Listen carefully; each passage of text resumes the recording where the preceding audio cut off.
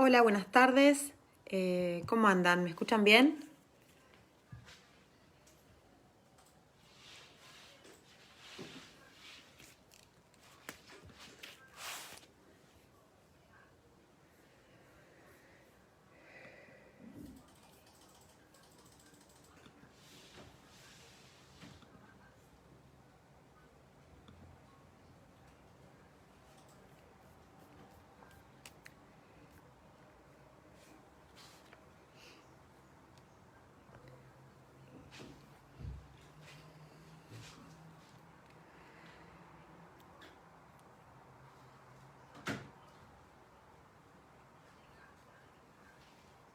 Si les parece, aguardamos un minuto más y comenzamos para aquellos que aún no se lo guiaron.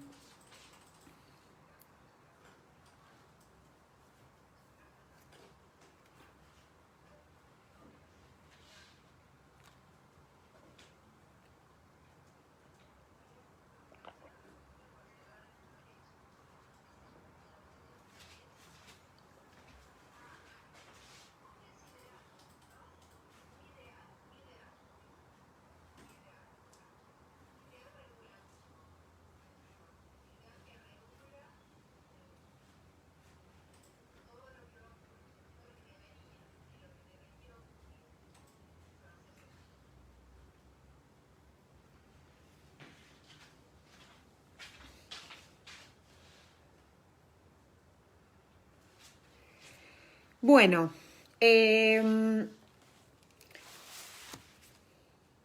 que estén muy bien. Ustedes saben que esta materia se dicta de 6 a 10 de la noche, son 4 horas de corrido, de manera presencial.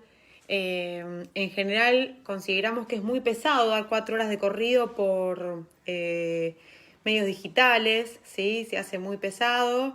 Y no lo sé solo porque mis alumnos me lo dicen, no solo en esta universidad, sino en otros cursos, pero sino también porque también soy alumna, claramente no de grado, pero y también lo padezco bastante, ¿sí? Esto de estar muchas horas enfrente de la compu y mirando Zoom, transmisión en vivo, clase digital, es muy desgastante, muy agotador para todos.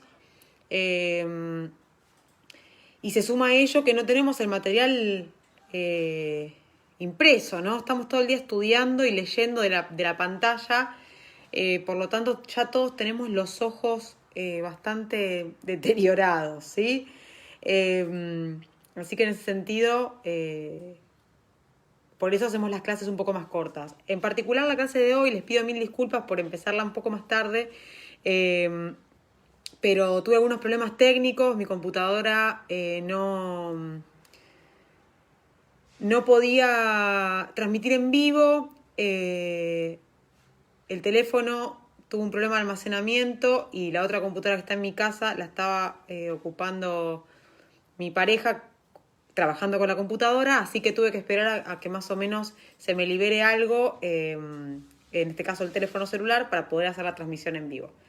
Los problemas tecnológicos, los mismos que tienen ustedes, los tenemos también los profes, así que nuevamente les pido disculpas por empezar un poco más tarde, pero bueno, siempre tratamos de dar la clase dentro del horario, para que no se le superpongan con otras materias y con otras ocupaciones, ¿sí? No podemos ocupar por afuera del tiempo previsto. Por otra parte, ya saben que si no pueden verla en el momento de clase, queda grabada y la pueden ver después, porque siempre en la página de Facebook queda grabada la clase. Lo único que no van a poder hacer son preguntas en vivo, ¿sí? Preguntas en el momento como puede pasar en general, que ustedes hacen preguntas o yo les consulto si tienen alguna duda, alguna pregunta, algo para poder retomar, recuperarlo y engancharlo ahí en el momento que estamos dando. Es lo más parecido a la clase presencial posible, ¿no? Sabemos que eso no es muy practicable, pero lo intentamos. Bueno, cuestiones administrativas. Yo sé que están con mucha ansiedad por la nota de los parciales. Lo sé perfectamente. Los parciales ya están corregidos. Ya tengo las notas en una planilla. Hay solamente 4 personas que van a recuperatorio. No voy a decir los nombres por acá porque es un quemo, pero en general todos aprobaron con notas altísimas. Hay algunos 4 o 6 en el medio perdidos, pero en general el profesor Kreplak puso notas muy altas. Yo me cansé de poner 10, 9. La verdad que impresionante los parciales. Así que lo cual me indica que la situación de examen presencial tiene una gran incidencia en los nervios, ¿no? Que tal vez en la tranquilidad de la casa uno tiene, no sé, toma un mate, va al baño, vuelve, apaga, se mira una tele, retoma y baja el nivel de ansiedad y de locura que puede llegar a presentar un examen, ¿sí? Yo hace años que no rindo exámenes presenciales, en posgrado son todos domiciliarios y es fantástico. Estudio mucho más realizando el examen domiciliario que con un examen presencial, ¿no? Uno se puede explayar más y en realidad es lo más parecido posible a la práctica del abogado, ¿sí? Uno cuando se recibe, yo en mi trabajo no me acuerdo de memoria todos los fallos, todos los artículos, todas las discusiones, sino que sé a dónde ir a buscarlas, ¿no? Sé a dónde ir a buscarlas y apoyándome en el material puedo hacer la producción escrita. Bueno, es un ejercicio nuevo, el examen domiciliario, que intenta recuperar habilidades diferentes. Pero sobre eso me voy a explayar mucho más en un mail que estoy escribiendo con la devolución de cada una de las 10 preguntas aproximadas. ¿Sí? No voy a dictar en un mail cómo era la respuesta correcta, sino explicarles a dónde apuntábamos y más o menos cuáles eran las palabras claves que tenían que resonar en esos exámenes. Entonces van a tener esa devolución general, como las que hacíamos en los trabajos prácticos, que en general les resirvieron porque se anotaron los exámenes, y las notas. Ese mail lo mando cuando termine de dar esta clase, ¿sí? Porque por ahora tengo 2 manos y un cerebro y lo estoy ocupando en esta clase. Eso por una parte. Por otro, hoy tienen que entregar el trabajo práctico de acción. Ustedes saben que en esta modalidad de distancia, nuevamente lo repito porque siempre, nunca viene mal recordarlo y volverlo a explicar, tenemos que acreditar la asistencia porque nos lo pide la universidad, ¿sí? Acreditar la asistencia de manera no sincronizada, es decir, que yo no esté tomando lista ahora. ¿Por qué? Porque a los compañeros y a las compañeras que tal vez les falla la conexión de internet, que no es un requisito para estudiar en la universidad, tener internet, solamente cursar y rendir exámenes, tomar lista en vivo iría en desmedro de aquellos compañeros que tienen menos recursos o menos accesibilidad a internet. Entonces fuimos recomendados para no tomar la asistencia de manera sincronizada, no era esa la palabra, no sincrónica, tomar asistencia no sincrónica. Y en general muchos docentes, o casi todos, encontramos la forma de cuestionarios, multiple choice, trabajos prácticos, que en general apuntan a varias cosas. Una, acreditar que vieron la clase, ¿sí? Porque no pueden hacer un trabajo práctico sin ver la clase porque los textos son muy difíciles de masticar solos. Al menos en un primer encuentro con el derecho penal. 2, para orientarles la lectura. Porque ustedes cuando ven las preguntas ya tienen que empezar a registrar qué es lo importante del tema. Yo no voy a hacer una pregunta de un trabajo práctico sobre un tema hipersecundario que está en la última bolilla del texto, ¿sí? Voy a apuntar al hueso del tema, ¿sí? Eso los ayuda a ustedes a adquirir cierta destreza para identificar aspectos principales y aspectos complementarios de los contenidos de la materia. Indispensable para un examen, indispensable para una evaluación. Y en tercer lugar, les da una ejercitación, una práctica, una gimnasia casi vital, porque en definitiva lo hemos verificado en los exámenes, donde hay un índice más bajo que nunca de desaprobados, ¿sí? Nosotros siempre damos trabajos prácticos optativos.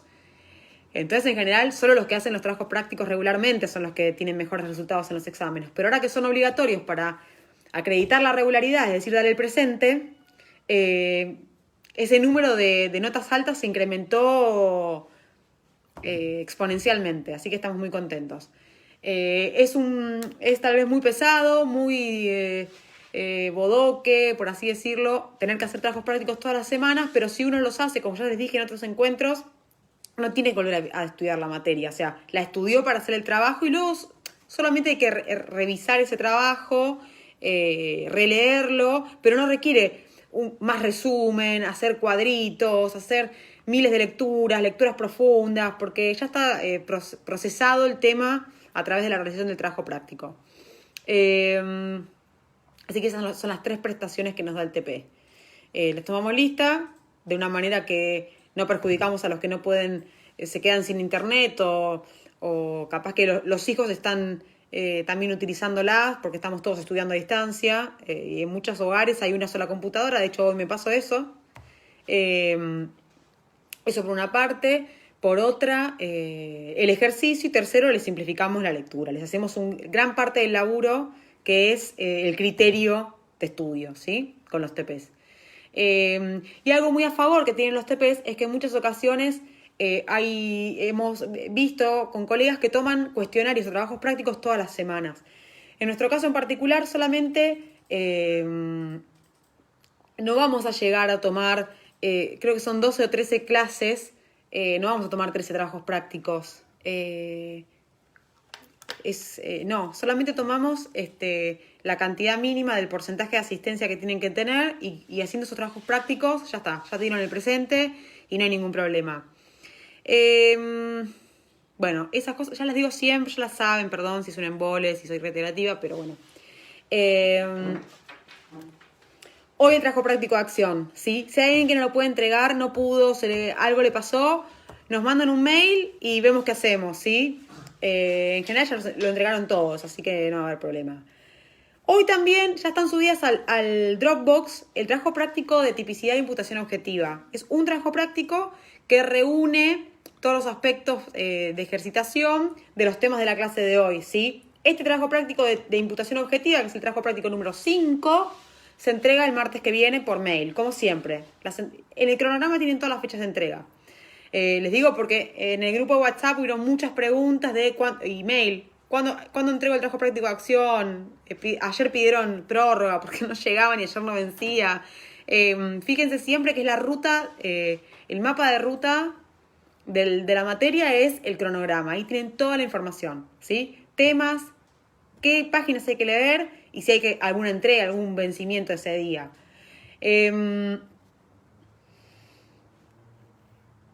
Tema de próximo martes tenemos el recuperatorio de aquellos que no aprobaron en el primer parcial y también aquellos que quedaron libres, pero en esta consulta que hicimos al departamento van a poder dar el examen en instancia de recuperatorio entregando todos los trabajos prácticos que adeudan, ¿sí?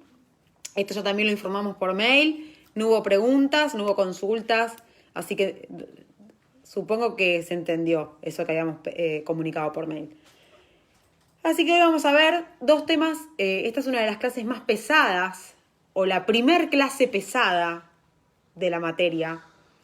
Tienen otra clase que es muy pesada, que es la de delitos de omisión y delitos culposos. Esa también es muy pesada.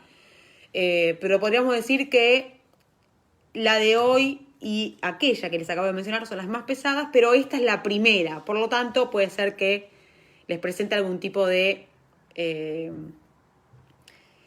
sobresalto, pero lo vamos a superar todos juntos como venimos haciendo desde el inicio del cuatrimestre. ¿Preguntas hasta acá? ¿Preguntas, quejas, objeciones? ¿Pedido de auxilio?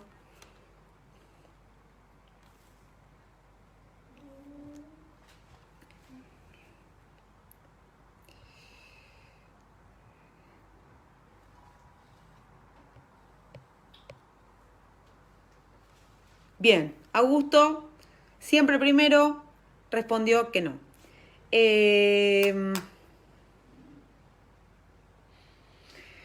Nuevamente, aprovecho esta oportunidad para hacer una breve mención, una breve referencia a nuestras ayudantes alumnas, Dani, Euge y Mica, que están haciendo un trabajo titánico en relación con las actividades prácticas. Los quiero agradecer porque si bien es algo que estuvo siempre digamos, principalmente a cargo mío, porque soy jefa de trabajos prácticos, en esta oportunidad que esto se ve incrementado por la modalidad de distancia, donde todos entregan los trabajos prácticos y todos son obligatorios, conlleva una planificación diferente y una corrección diferente en volumen y en concentración, digamos. No es lo mismo corregir 10 trabajos prácticos que corregir 80. La mente reacciona de manera diferente. Por lo tanto, la colaboración, diseñar las consignas, decidir la complejidad de las consignas, decidir los criterios de evaluación, decidir las devoluciones, ellas forman un punto medular para que eso salga lo mejor posible. Así que en gran parte que ustedes tengan esos notones que van a ver en la planilla cuando termine la clase es consecuencia de la labor de nuestras 3 ayudantes alumnas, ¿sí? Lo digo porque si no, solo ven mi cara. Como no estamos en el aula, no las ven a ellas, pero ya están todo el tiempo trabajando conmigo en un grupito aparte, dando ideas, ofreciéndose para colaborar, y también dando el punto de vista de la posición de un estudiante, ¿no? Que ellas como están estudiando, tienen una posición más cercana que yo, que me recibí hace un montón, que a veces ayuda a tener otra perspectiva y a diseñar mejor las estrategias pedagógicas, ¿no? que tratamos de implementar en clase. Así que muy bien, Moni, aplauso para las chicas. ¿Sí? Yo se los digo todo el tiempo, pero que ustedes también lo hagan me parece bárbaro. Sí, Jimé, lo dije hace un ratito, termina la clase y tienen que terminar de entregar los trabajos prácticos de acción. Ya tienen subido el trabajo práctico que se entrega la clase que viene de imputación objetiva. Mando las notas con las devoluciones. Eso sería todo. Bueno.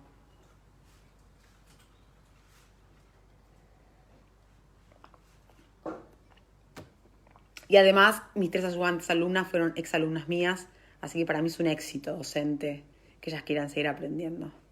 Bueno, vamos por parte, dijo Jack. Vieron que el martes pasado nosotros vimos hicimos una introducción a la teoría del delito y vimos de ese embudo, coloquialmente, ¿sí? No es que se llame el embudo, no pueden poner en el parcial, la profe me dijo el embudo. Es para a efectos de dibujarlo en la mente, no es un embudo, ¿por qué? Porque en la parte superior entran un montón.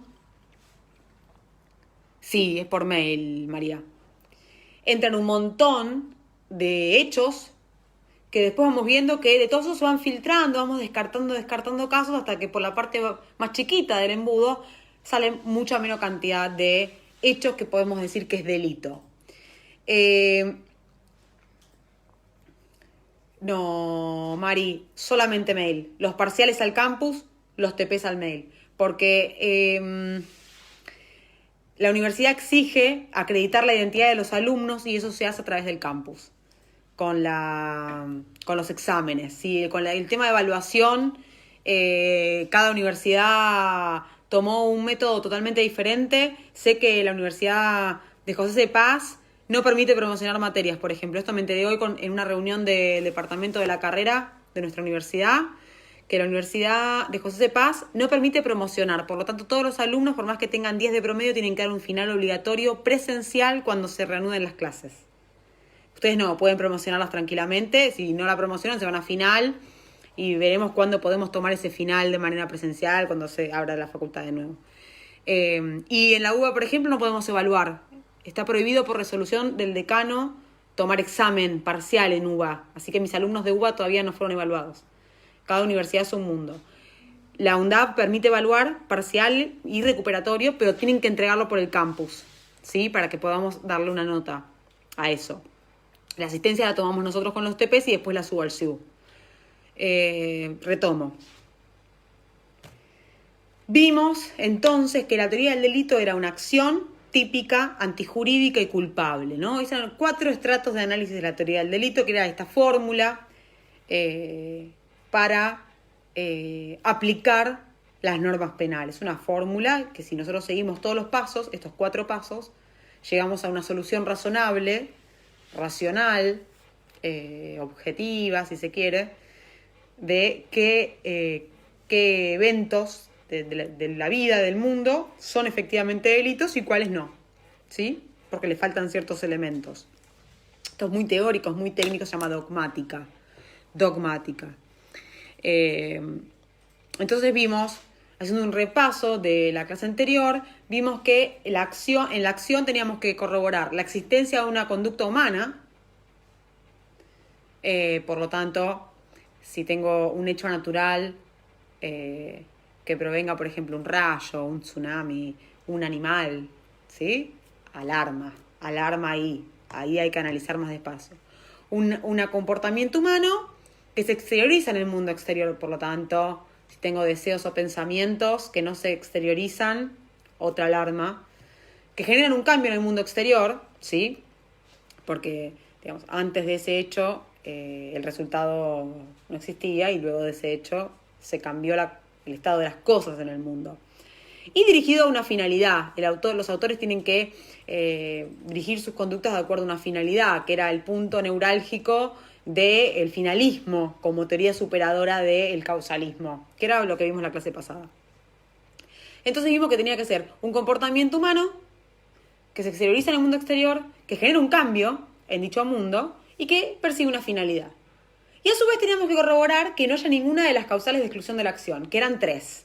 Vimos estado de inconsciencia absoluta, un post-it ahí, una perchita, algo, un ganchito, tema de estado de inconsciencia relativa, que lo vamos a ver en la culpabilidad, o sea, al final de todo esto, dentro de un par de clases. Estado de inconsciencia absoluta, fuerza física irresistible y actos reflejos. Y ahí se abría un corchete de los actos primitivos, ¿sí? Que habíamos estado hablando de los actos primitivos. Esto significa actos en cortocircuito y actos automatizados, ¿sí? Que no son actos reflejos, por lo tanto no excluyen la acción. Ahí en esos casos que tenemos actos primitivos hay acción. Entonces habíamos dicho que estos eximentes de la acción o causales de exclusión de la acción son números clausus, son solo 3 y corroborando cualquiera de ellas, no hace falta que estén todas, podemos excluir la acción, por lo tanto no seguimos analizando. Si en cambio vimos que tenemos todos estos aspectos positivos de la acción, tenemos la finalidad y no se corrobora ninguna de las causales de exclusión de la acción, por lo tanto hay acción.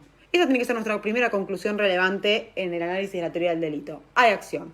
Solo si llego a esta conclusión puedo pasar a estudiar tipicidad, ¿sí? Es como un videojuego. Solo puedo pasar a la pantalla 2 del videojuego si gané la pantalla 1. Solo puedo analizar tipicidad si afirmé que tengo una acción, ¿sí? No puedo hablar de tipicidad si no tengo una acción propiamente dicha.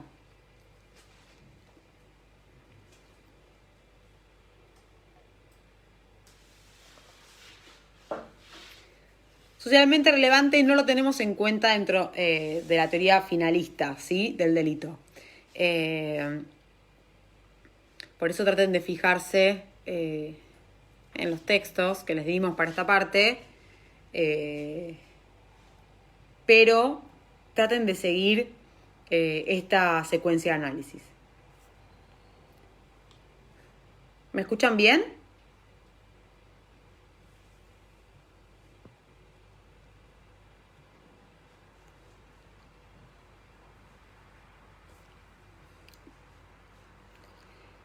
¿Me escuchan? ¿Me ven?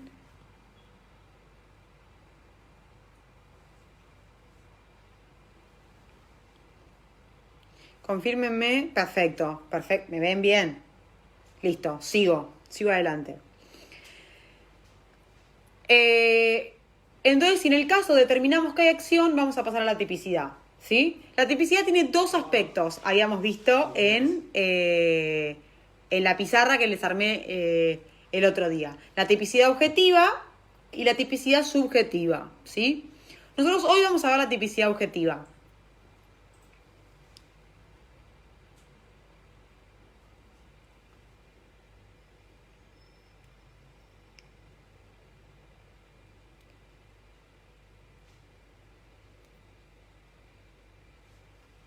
Silvi, tal vez sea tu conexión a internet, por eso lo ves cortado. Tranqui, tal vez después lo podés ver todo de corrido. No te preocupes. Voy a continuar. A ver si puedo cambiar tal vez... No, pero está bien la conexión esta. A ver, denme un segundo.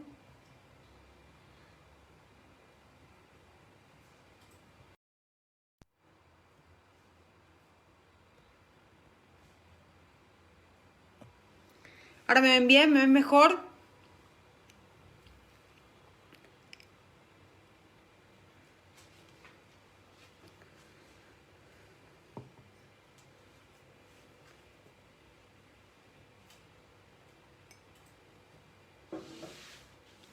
Listo, continuamos.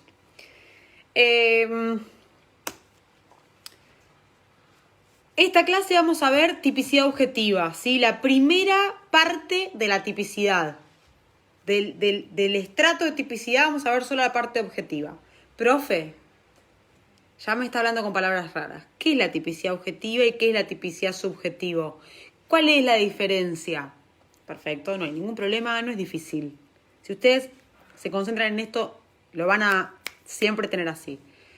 La tipicidad objetiva, siempre en derecho penal, las cuestiones objetivas son las que pasan de la piel del sujeto para afuera. Son los hechos, los resultados, ¿sí?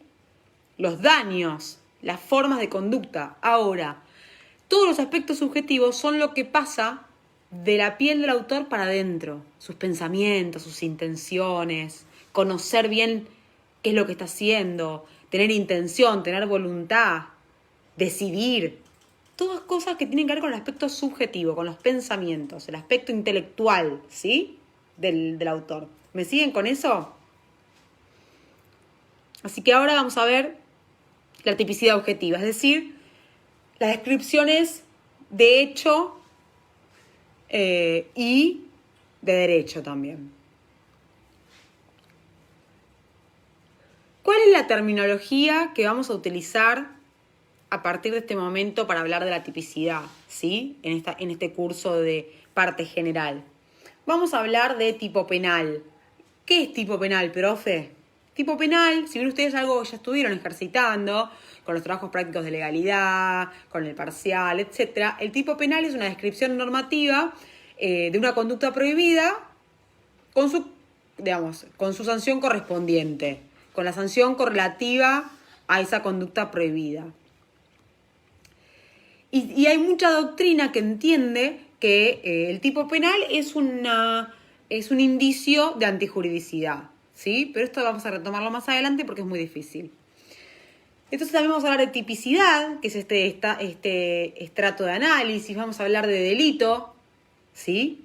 Que es una acción típica antijurídica y culpable. Por lo tanto, solo tenemos delito si tenemos una acción típica antijurídica y culpable. Yo no puedo hablar de delito ni en la acción, ni en la tipicidad, ni en la antijuridicidad. Solamente cuando mi caso satisface todos los análisis, incluido la culpabilidad. Si mi caso satisface acción, tipicidad y antijuridicidad, pero no satisface la culpabilidad, por ejemplo, porque mi autor es inimputable, voy a tener un injusto penal. O sea, el injusto es acción típica y antijurídica y el delito es una acción típica, antijurídica y culpable. La diferencia está en la culpabilidad, ¿sí? ¿Qué es la subsunción? Esta palabra la vamos a escuchar un montón y si ustedes la escriben en la computadora les va a salir con rojito abajo. ¿Por qué? Porque no existe. Es una palabra que usamos los penalistas que se usa un montón. La subsunción es la adecuación de los hechos del caso, o sea, nos llega la causa penal, nos llega el hecho, ¿no? La descripción, el informe policial. Esos son los hechos. La subsunción es ver si estos hechos se adecúan a los tipos penales. Tenemos que ver si nuestra acción, nuestro comportamiento, qué es lo que hizo nuestro delincuente, nuestra persona que estamos analizando, si esa conducta se subsume, se adecúa, se enmarca, encaja en el tipo penal, ¿sí? Ese va a ser el proceso de subsunción y es lo que vamos a hacer en la tipicidad, básicamente. ¿Cuál es la función de la tipicidad, ¿no? de la descripción normativa de conductas prohibidas? Dice Hassemer, que es un autor muy conocido del derecho penal, que es la división de comportamientos, ¿sí? De los que pueden ser punibles por ley, de los que no, porque resultan irrelevantes, ¿sí? Hay una palabra que tal vez no utilicemos demasiado, pero la van a poder escuchar, que es política criminal, ¿sí? Es este interés del Estado de conducir el poder punitivo hacia la persecución de determinadas conductas y otras que no le interesan. Entonces no las criminaliza, ¿sí? No podemos analizar una tipicidad en esos casos. Entonces, esta cuestión está orientada a los bienes jurídicos que son socialmente relevantes. Creo que uno de los compañeros había hablado de socialmente relevante. No en la acción, sino en esta cuestión de la tipicidad, ¿sí? Solo son típicas aquellas conductas socialmente relevantes para el derecho penal. Y por lo tanto, si son socialmente relevantes y hay un estudio de tipicidad, esto significa que son dignas de castigo. No, en términos teóricos, por lo menos, como para ir adentrándonos en esta terminología, en estos vocabularios que tenemos que ir incorporando, ¿sí? Sí o sí hay que incorporar. Así como tuvieron éxito en incorporar los contenidos de criminología y de fundamentación filosófica del castigo para la primera parte, acá hay que incorporar toda esta terminología de dogmática. Entonces, en la tipicidad tenemos que ver que los comportamientos que estamos analizando coincidan con la descripción normativa, ¿sí? Y coincida exactamente con esa descripción normativa, porque ya sabemos que si nosotros estiramos mucho la interpretación de una norma penal para incluir más casos, estamos haciendo analogía. Y eso ya vimos que está prohibido por el principio de legalidad. Por lo tanto, esa subsunción, esa adecuación tiene que ser perfecta, quirúrgica. Si ya tenemos que forzar los límites del tipo penal, ahí ya otra alarma. Ya estamos resolviendo el caso medio borderline. Ya tenemos un problema. Entonces, la teoría del delito, nosotros habíamos visto Belzel para hablar de finalismo, y para la teoría belzeliana, la teoría del delito es un algoritmo, ¿sí? Una fórmula, una técnica jurídica para llegar a la conclusión de que hay un delito o de que no lo hay, porque son dos opciones, es binario el resultado. ¿Hay delito o no hay delito? ¿Sí? Con las explicaciones pertinentes, ¿sí? Es por eso que cuando ustedes resuelvan los casos, van a sentir una tentación muy grande de decir el resultado, ¿sí? Por ejemplo, yo les empiezo a dar un caso y ustedes dicen, hay acción. Es típico. No. Igual que en matemática en el colegio, tenemos que ir paso por paso, seguir cada paso, cada explicación, cada fundamentación. Porque si nos vamos directamente a los resultados, a las soluciones, a las conclusiones, es probable que nos salteemos errores en ese procedimiento lógico para llegar. Y si no explicitamos las explicaciones, las fundamentaciones de por qué llegamos a esa solución, nos va a costar mucho más detectar los problemas, ¿sí? Las conclusiones erróneas. Que es re común, nos pasa a todos, sobre todo las primeras veces que estudian derecho penal, por lo tanto, despacio, muy despacio con los casos.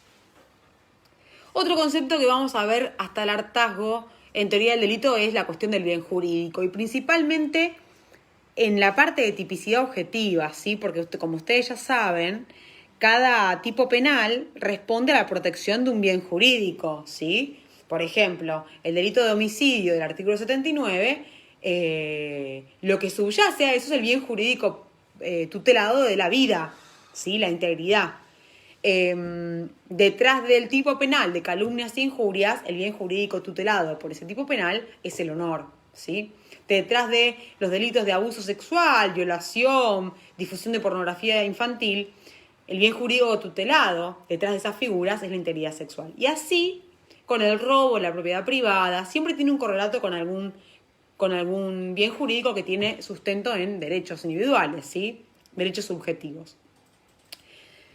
Por lo tanto, nuevamente, los bienes jurídicos tienen una función de política criminal porque es lo que legitima la pretensión punitiva del Estado, ¿sí? Según Roxin, lo que viene a hacer esta esta forma de aplicar derecho penal es sancionar comportamientos socialmente perjudiciales, ¿sí? Y acá los puede ayudar un poco a razonar en este sentido cuestiones como principio de reserva. Por lo tanto, la función del sistema de la teoría del delito es el punto de partida de la creación de un tipo, o sea, digamos, el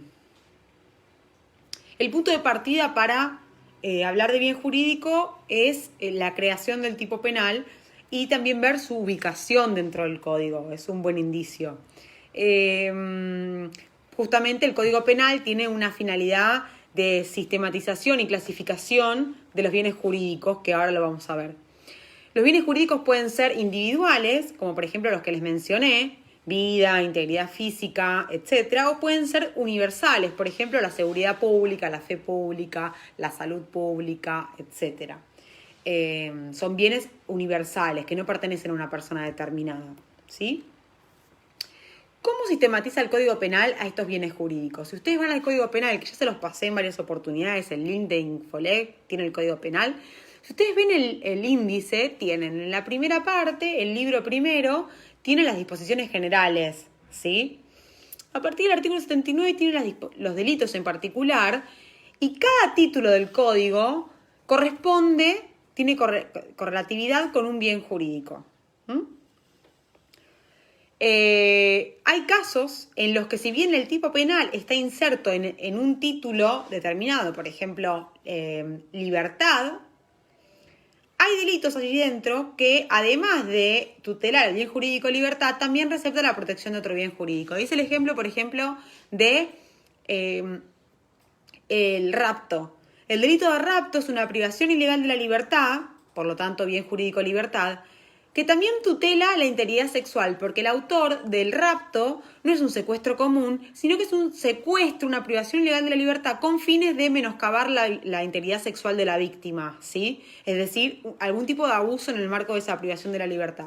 Por lo tanto, si bien este delito de estupro está dentro de los delitos contra la libertad, lo cierto es que no solo se tutela o se intenta proteger con esa tipificación el bien jurídico libertad, sino que también la integridad sexual. Y de esto vamos a ver varios casos, ¿sí? Tenemos 13 títulos dentro del Código Penal que se encabezan justamente con el bien jurídico que tutela ese grupo de delitos. Y todos los delitos que están bajo ese título comparten la tutela de un bien jurídico.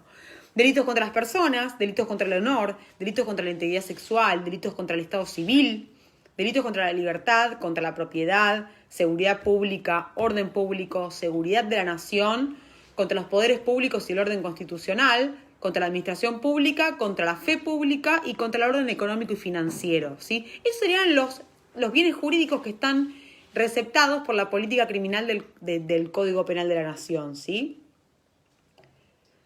¿Hasta acá vamos bien?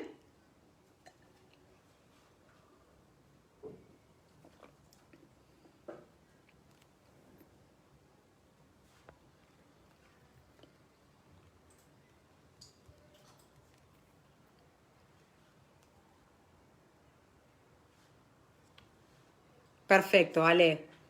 Sigo. ¿De qué hablamos cuando hablamos del ilícito, ¿no? Todas estas palabras nuevas de los penalistas que nos está contando la profe. El ilícito es un concepto, digamos, el concepto de tipo penal, lo van a encontrar en los libros como tipo penal, tipo legal, tipo normativo. Esos son los sinónimos. Nosotros en general cuando decimos tipo hablamos de no una persona, hablamos del tipo penal, ¿sí? El concepto de tipo penal no es valorativamente neutro, ¿sí? Dado que se establece dentro del tipo penal el bien jurídico que se intenta proteger con su redacción, con su establecimiento. Se establece el bien jurídico, el objeto de la acción relevante, el verbo típico. ¿Cuál es la conducta prohibida? Un verbo. Siempre tiene que haber un verbo, porque los verbos abrevan en acciones, ¿sí? El grado de neutralización del hecho que se exige y si el bien tutelado fue lesionado o solo puesto en peligro. De esto habla IESEC y lo vamos a retomar ahora cuando veamos las clasificaciones de los tipos penales.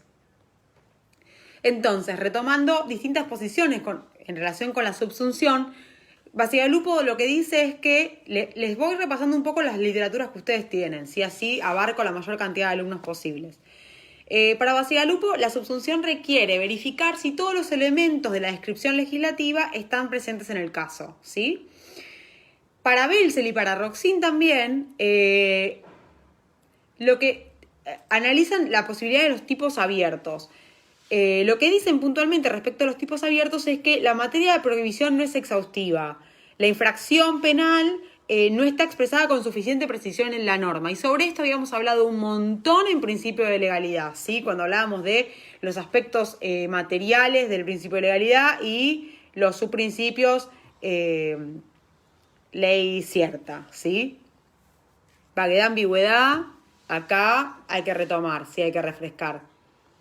Subsumir y subsunción son lo mismo, nada más que subsumir es la actividad y subsunción es un sustantivo.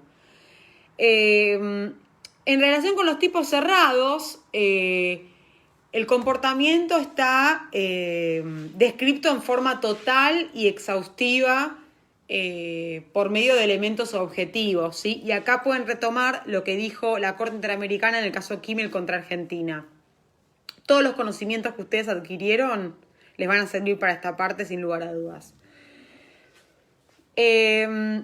Luego, la literatura puntual de Belzel, que nosotros no la vamos a dar porque no les vamos a hacer esto, es demasiado para un curso de parte general. Belzel habla de la adecuación social, ¿sí? Y luego, Zaffaroni, que no lo vamos a tomar para la parte de teoría del delito, es decir, el estudio de Zaffaroni se concluyó con el primer parcial.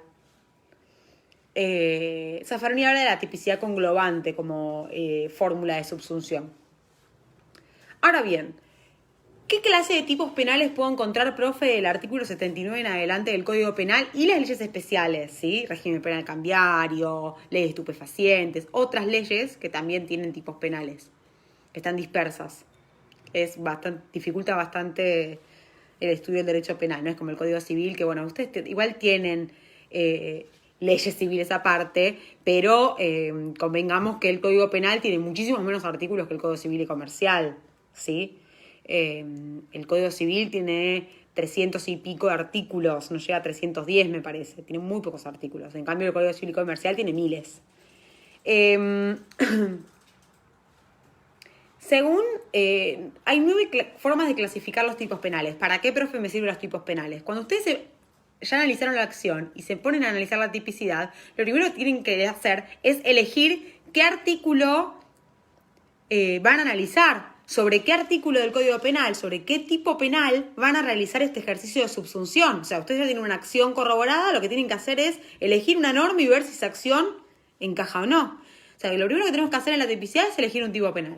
Del 79 en adelante, el que ustedes quieran, que vean que hay correlación entre el bien jurídico y el daño, entre la acción típica, el verbo típico, y lo que nosotros vimos del comportamiento anteriormente. Tienen que intuitivamente empezar a rastrillar así. Cuando una vez ya eligieron el tipo penal, eso no significa que no se equivoquen. Puede ser que empiecen a analizar con un tipo penal y después se den cuenta que hay otro tipo penal que se ajusta mejor al caso y tengan que borrar todo y volver a empezar. Eso nos pasa a todos, todo el tiempo, así que no se sientan mal si eso les sucede.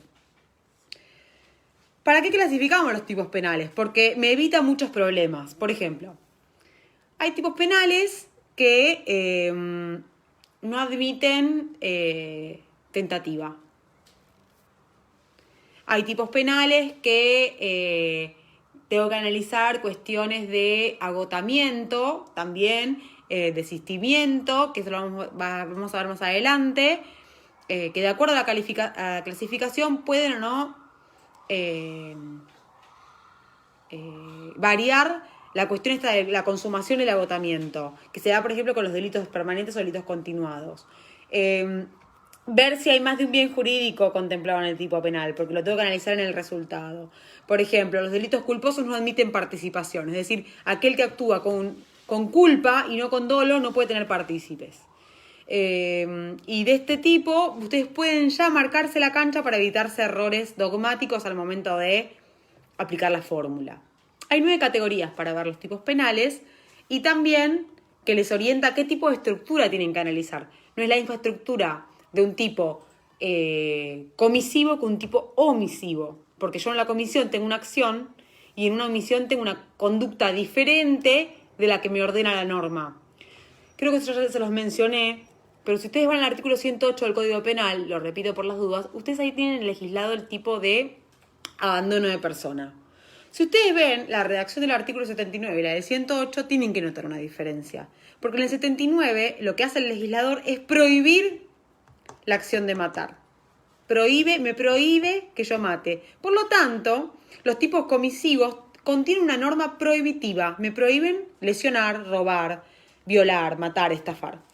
Los tipos omisivos no me prohíben nada.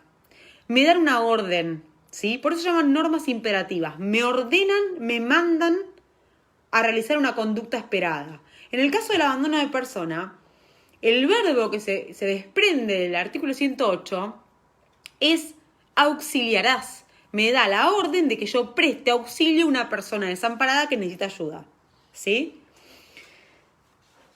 Esta es una diferencia muy importante que ustedes van a tener que analizar más adelante, pero para que vayan sabiendo para qué tienen que clasificar los tipos penales, ¿sí? Vamos haciéndolo desde el primer momento, así ya lo internalizan bien y lo van ejercitando.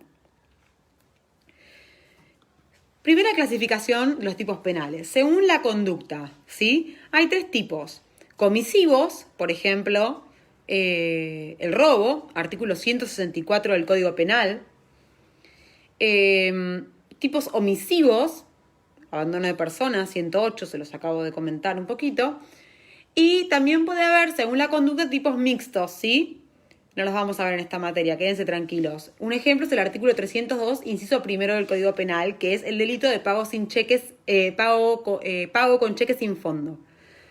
En segundo lugar está la categoría según la intención, que de algo de eso ya hablamos. Ustedes pueden encontrar dentro del Código Penal delitos dolosos, ¿sí? Por ejemplo, el artículo 79, el delito de matrimonio ilegítimo establecido en el artículo 134 del Código Penal. Pueden tener delitos culposos, por ejemplo, el homicidio culposo, artículo 84 del Código, lesiones culposas, artículo 94 del Código. Y pueden tener delitos preteritencionales, ¿sí? Por ejemplo, el artículo 81, inciso primero, apartado B del Código Penal. Pero no vamos a ver en esta materia delitos preteritencionales. Solo se los presento para que sepan que existen. Y si lo leen en el manual, no entren en pánico, ¿sí? Ya saben que ya la profe lo mencionó, pero no lo vamos a ver ni a evaluar. Así que, take it easy. Según el resultado, tercera categoría de las clasificaciones, puedo tener tipos penales de resultado o tipos penales de mera actividad, ¿sí?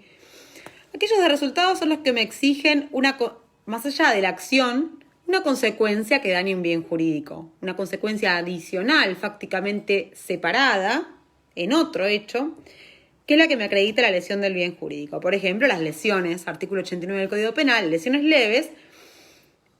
Más allá de mi conducta tendiente a la lesión, esa persona tiene que ser efectivamente lesionada.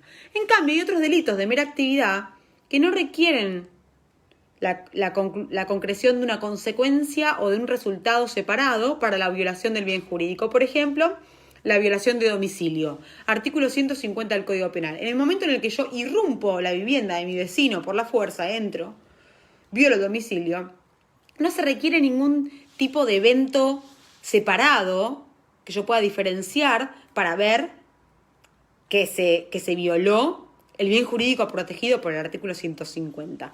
¿Y cuál es la incidencia de esto? Que en los delitos de resultado yo tengo que analizar la imputación objetiva, que es la segunda parte de esta clase. Y los delitos de mera actividad no solo no admiten tentativa, sino que tampoco tengo que acreditar un nexo de causalidad, ya que el nexo de causalidad, se analiza entre la acción y el resultado. Como en los delitos de mera actividad no hay resultado, no hay nexo de causalidad que analizar, ¿sí? Cuarta categoría. Según la intensidad pueden ser de lesión o de peligro. Los de lesión, por ejemplo, la estafa del artículo 172 del Código Penal, exigen la lesión, o sea, la conducta es tendiente a la lesión efectiva del bien jurídico. En cambio, los de peligro solo lo ponen en riesgo, ¿sí? Y hay riesgos más fuertes y más débiles. Los delitos de peligro abstracto lo que significa que la sola comisión representa un peligro según la experiencia general, ¿sí? Por ejemplo, la tenencia simple de estupefacientes de la ley 23.737. Esto está en el artículo 14 de la ley de estupefacientes. Es un delito de peligro abstracto, ¿sí? Ahora, los delitos de peligro concreto, el peligro es real, el riesgo es real, es muy inminente y, por ejemplo, se da con la tenencia de armas, ¿sí? La tenencia y portación de armas, parecería ser que la esfera de cuidado del bien jurídico está mucho más cercana de la conducta que en un caso de tenencia de estupefacientes. Hay un tipo penal, por ejemplo, que es el artículo 189 bis, inciso primero, párrafo tercero del Código Penal, que legisla la tenencia simple de materiales capaces de liberar algún tipo de energía nuclear sin autorización, ¿sí? Imagínense el recontra concreto, lo recontra concreto que es el peligro en este tipo de delitos. Quinta categoría, según la suficiencia, la autosuficiencia, los delitos pueden ser cerrados o abiertos. Y esto lo vimos con ley penal en blanco, ¿sí? Y lo dije hace un ratito cuando hablaba de la tipicidad. Los tipos penales cerrados son aquellos que no requieren ninguna especificación más allá de lo que dice la norma. Por ejemplo, el abuso sexual con acceso carnal, artículo 119, párrafo 3 del Código. En cambio, los delitos abiertos o en blanco pueden ser propios e impropios porque requieren que se los complete con otra norma complementaria, ¿sí? Y de esto vimos un montón con lo de régimen penal cambiario, ¿se acuerdan? Los delitos ambientales, hemos visto varios delitos de estupefacientes, vimos varios ejemplos de leyes penales abiertas. Sexta categoría de clasificación, según la calidad de los sujetos activos y o pasivos. Hay tipos penales que me exigen alguna cualidad particular de los sujetos que intervienen en el delito. Por ejemplo, los delitos que son comunes no me exigen absolutamente nada, pueden ser cometidos por cualquier persona contra cualquier persona. Por ejemplo, la promoción de la prostitución ajena. El delito está regulado en el artículo 125 bis del Código y puede ser el autor, el explotador, cualquier persona, y la víctima, cualquier persona. En cambio, los tipos penales especiales me requieren una cualidad especial en el autor, ¿sí? Por ejemplo, el artículo 260 del Código Penal me exige que el sujeto activo, el autor, el perpetrador, sea funcionario público. Por lo tanto, si una persona no es funcionaria pública, por más que realice la acción, la conducta es atípica. En principio. Después vamos a ver que no están así. Pero entonces tenemos los especiales propios, como este, y los especiales impropios. ¿Por qué? Porque no es un requisito del tipo básico, ¿no? Es un agravante. Lo que sucede con el artículo 80, inciso primero del Código, que es un homicidio agravado por una relación de parentesco, ¿sí? Contra el cónyuge, los ascendientes, los descendientes. Séptima categoría de clasificación, según la cantidad de bienes jurídicos involucrados. Esto lo vimos, puede ser simple, como el hurto, propiedad privada, artículo 162 del Código, o puede ser compuesto, que es lo que sucede con el rapto, que ya se los expliqué, artículo 130 del Código Penal. 8. Categoría 8. Según la autonomía, los tipos penales, recién lo dije, pueden ser básicos o también pueden ser dependientes. ¿Por qué?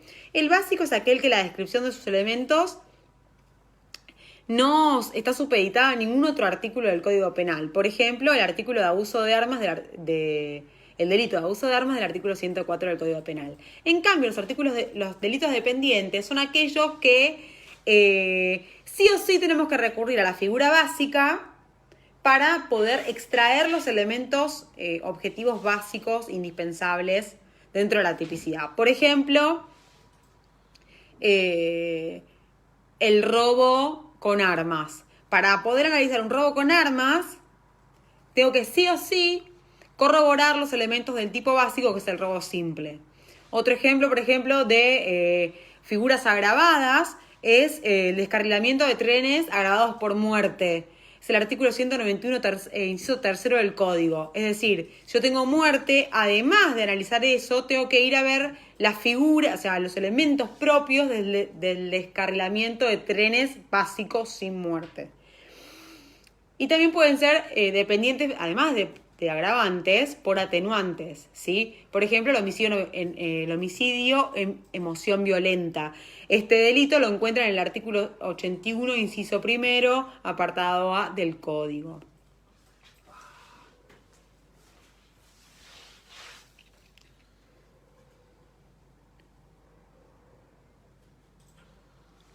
Sí, voy rápido. La lectura, lo ideal es que las lecturas las tengan hechas para el día de la clase, por eso se las adelantamos desde el principio del cuatrimestre. Lo esperable es que ustedes ya más o menos tengan por lo menos los subtítulos vistos del material. Esto lo van a refrescar con la ejercitación, sí o sí, porque van a tener que clasificar los tipos penales en el trabajo práctico de imputación objetiva. Con todos los casitos que hagamos van a ir ejercitando esto, lo tienen que complementar con la lectura y pueden ver esta clase cuantas veces necesiten.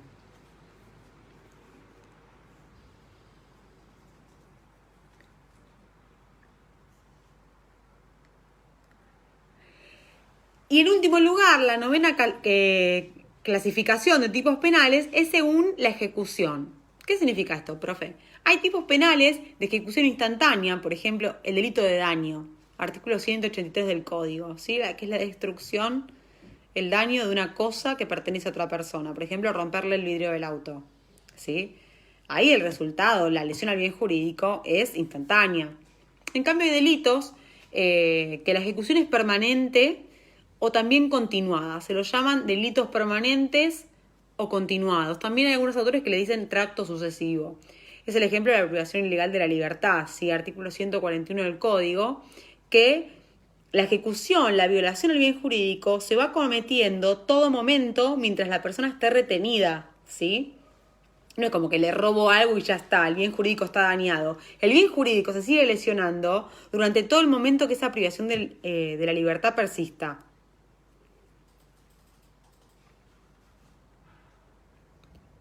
En general, ¿cómo hacemos para identificar dentro del Código Penal cómo es esta programación, ¿no? De cómo puedo encontrar, por ejemplo, si yo sé que en el caso tengo un evento culposo, ¿no? O que es omisión. ¿Cómo sé, profe, cómo viene, cómo encontrarlo en el código? Lo aconsejable es que si ustedes saben que en el caso tienen el bien jurídico dañado, es la vida, ¿sí? Tienen que ir a delitos contra las personas, ¿sí?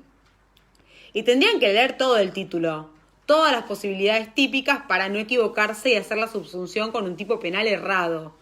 En general, el Código Penal comienza con...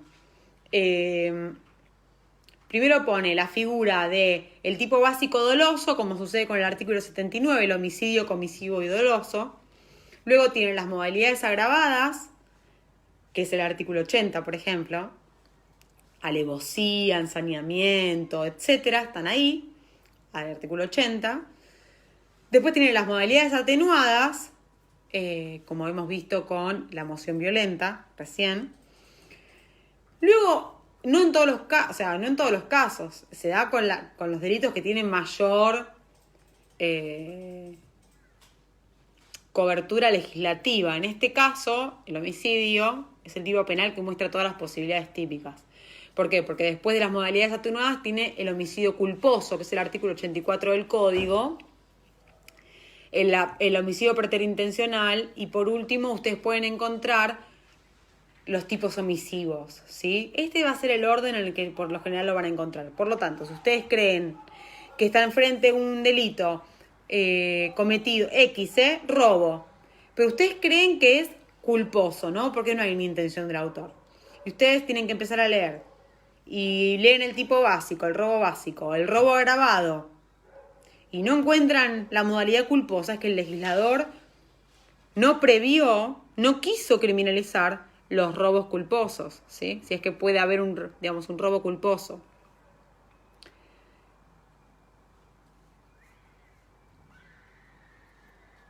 Bien.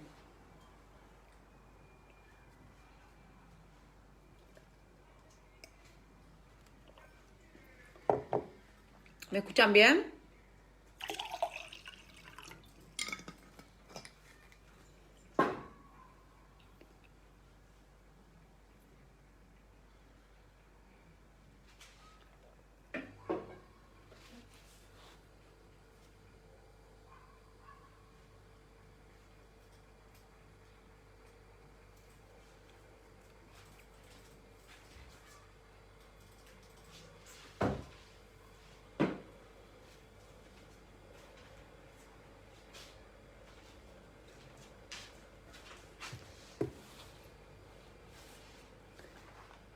Ahora les voy a mostrar la compu para ver cómo es la estructura de análisis, ¿sí?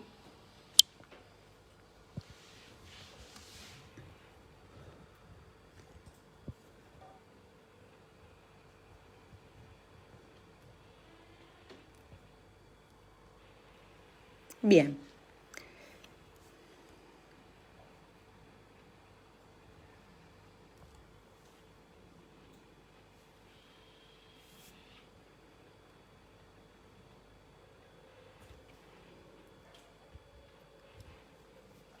Ahí está.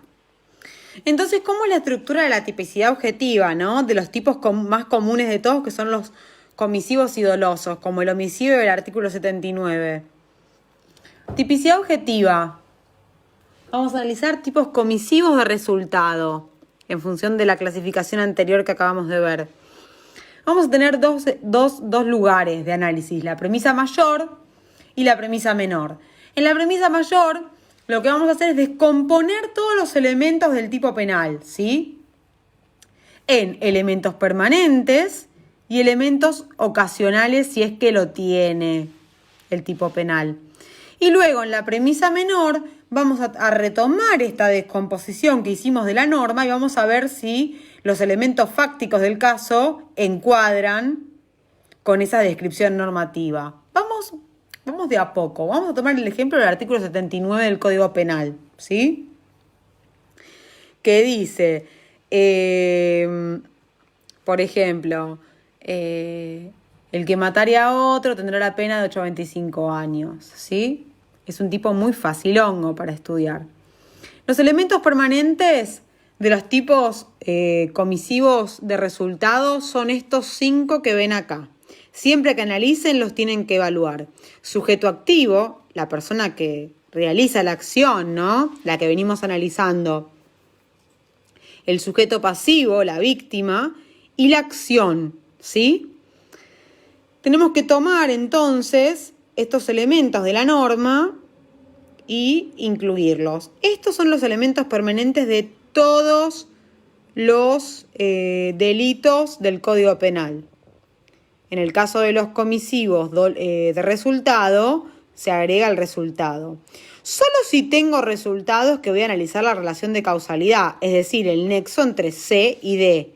Tratar de vincular causalmente este resultado a esta acción, esta consecuencia a esta causa, que es lo que vamos a ver después de analizar esto que estamos viendo acá. Entonces, es importante subrayar que además de los elementos permanentes, tenemos elementos ocasionales. Solo algunos tipos penales los tienen y es en general cuando me exigen cuestiones normativas, descripciones de algunos términos, me pide que alguno de los sujetos tenga alguna cualidad especial, me piden que la acción sea desarrollada de alguna forma en particular, ¿sí? Con medios específicos, en lugares determinados, en algún momento, etc. Eso pueden ser descriptivos y también pueden ser normativos, es decir, que me exigen una valoración jurídica que voy a tener que ir a buscar una norma. Estos elementos ocasionales, descriptivos, la percepción puede realizarse a través de los sentidos, sin necesidad alguna de una valoración normativa por parte de la persona que está resolviendo el caso.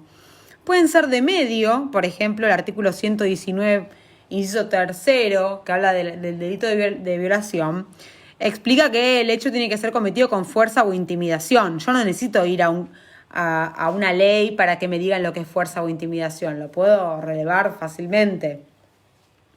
Lugar, ¿sí? Hay un tipo especial de robo agravado que pide que la acción sea cometida en despoblado. Artículo 167, inciso primero del Código. También puede ser que haya un elemento ocasional de momento, ¿sí? El artículo 81, inciso segundo, me pide que la acción sea cometida durante el nacimiento. Ustedes después pueden irse a fijar al código e ir a chequear todo esto. Lo ideal es que estén en este momento en el código y lo vayan anotando. Así les facilita mucho las ejercitaciones siguientes y el examen. Y por ejemplo, el artículo 163.3 exige que el robo se lleve adelante con ganzúa o llave falsa. ¿Esto qué significa? Que si yo encontré al descomponer el artículo que sea estos elementos, luego cuando haga la subsunción en la premisa menor, tengo que corroborar que en el caso haya una ganzúa o una llave falsa. Porque si no es así, si yo estoy imputando por este delito y luego al momento de evaluar los hechos, el elemento me falla en el caso, es que la tipicidad la estoy haciendo mal, elegí mal el tipo penal. Me debería ir a la figura básica, el robo simple, ¿sí? Si veo que los elementos que califican el robo agravado no se me están dando en el caso concreto. Los elementos normativos, por ejemplo, exigen una valoración jurídica y acá les pongo algunos ejemplos. Documento, artículo 302 del Código Penal, me exige que haya un documento público o privado. Hay delitos como el del 244 del Código que me exigen que el sujeto sea funcionario. Hay delitos que me exigen que el objeto del apoderamiento sea una cosa mueble, como es el delito de hurto, 162 del Código, ¿sí? Por lo tanto, si yo te estoy diciendo que los delitos de apoderamiento, el hurto, solo puede ser de cosa mueble, ¿qué es lo que no puedo robar? ¿Qué es lo que no puedo hurtar si solo puedo hurtar cosas muebles? ¿Qué cosas no puedo hurtar? ¿Se dan cuenta de esto? ¿Alguien me lo quiere escribir?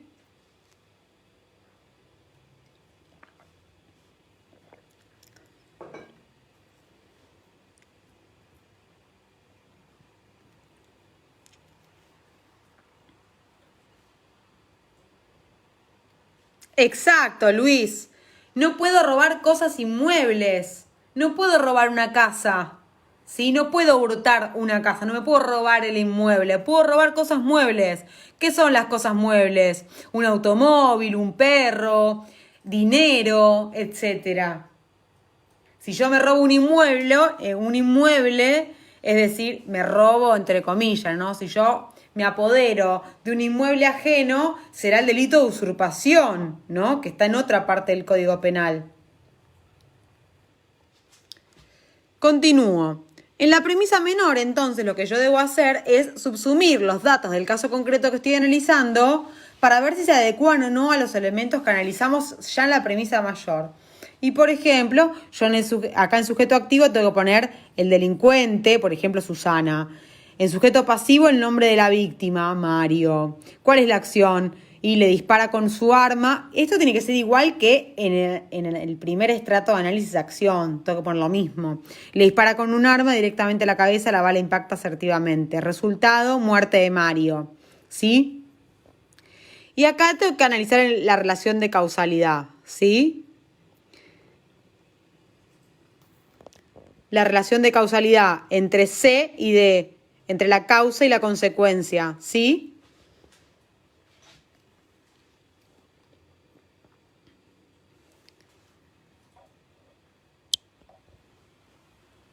Ahora bien, ¿qué es lo que vimos hasta ahora? Que es un montón. Yo les dije que era re pesado, que nos iba a doler la cabeza a todos, pero después afloja, después les gusta esto.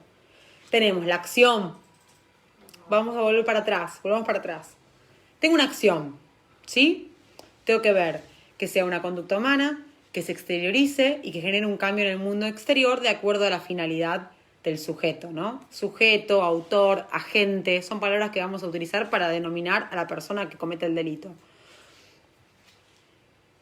De acuerdo a la finalidad del sujeto. Y después tenemos que corroborar que no se ve ninguna de las causales de exclusión de la acción, que son 3. Fuerza física irresistible, estado de inconsciencia absoluta y actos reflejos. Si no se da ninguna, hay acción. Solo si hay acción, analizo la tipicidad. ¿Qué es lo que toca hacer? Ni bien empiezo a analizar la tipicidad. Pienso qué bien jurídico vulnera la acción del sujeto este. Bueno, elijo un artículo del Código Penal. Lo clasifico, 9 clasificaciones. ¿Es doloso o culposo? ¿Es comisivo o es omisivo? ¿Es básico o es dependiente? ¿Es común o es especial? Voy analizando, ¿no?